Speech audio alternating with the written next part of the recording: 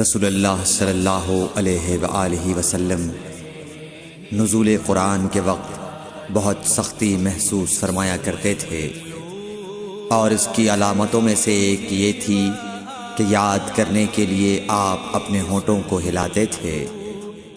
ابن عباس رضی اللہ تعالیٰ عنہ نے کہا، میں اپنے ہونٹوں کو ہلاتا ہوں جس طرح آپ ہلاتے تھے۔ سعید کہتے ہیں، میں بھی اپنے ہونٹ ہلاتا ہوں جس طرح ابن عباس رضی اللہ تعالیٰ عنہ کو میں نے ہلاتے دیکھا۔ پھر انہوں نے اپنے ہونٹ ہلائے۔ ابن عباس رضی اللہ تعالیٰ عنہ نے کہا، پھر یہ آیت اتری کہ اے محمد، قرآن کو جلد جلد یاد کرنے کے لیے اپنی زبان نہ ہلاؤ، اس کا جمع کر دینا اور پڑھا دینا ہمارا ذمہ ہے۔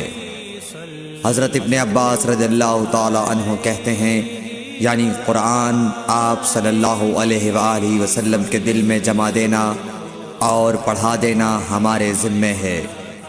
پھر جب ہم پڑھ چکے تو اس پڑھے ہوئے کی اتباع کرو۔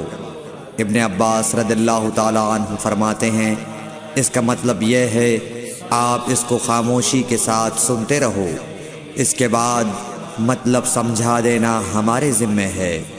پھر یقیناً یہ ہماری ذمہ داری ہے کہ آپ اس کو پڑھو، یعنی اس کو محفوظ کر سکو۔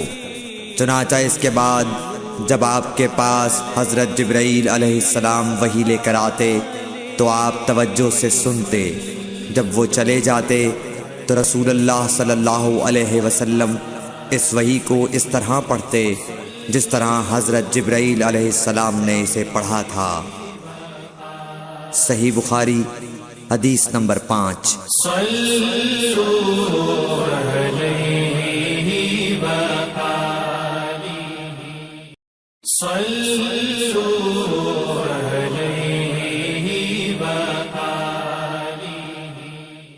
رسول اللہ صلی اللہ علیہ وآلہ وسلم سب لوگوں سے زیادہ جواد سخی تھے، اور رمضان میں دوسرے اوقات کے مقابلے میں جب جبرائیل علیہ السلام آپ صلی اللہ علیہ وآلہ وسلم سے ملتے بہت ہی زیادہ جود و کرم فرماتے۔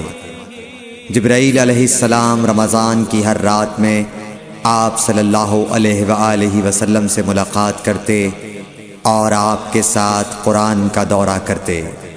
غرض حضرت صلی اللہ علیہ وآلہ وسلم لوگوں کو بھلائی پہنچانے میں بارش لانے والی ہوا سے بھی زیادہ جود و کرم فرمایا کرتے تھے۔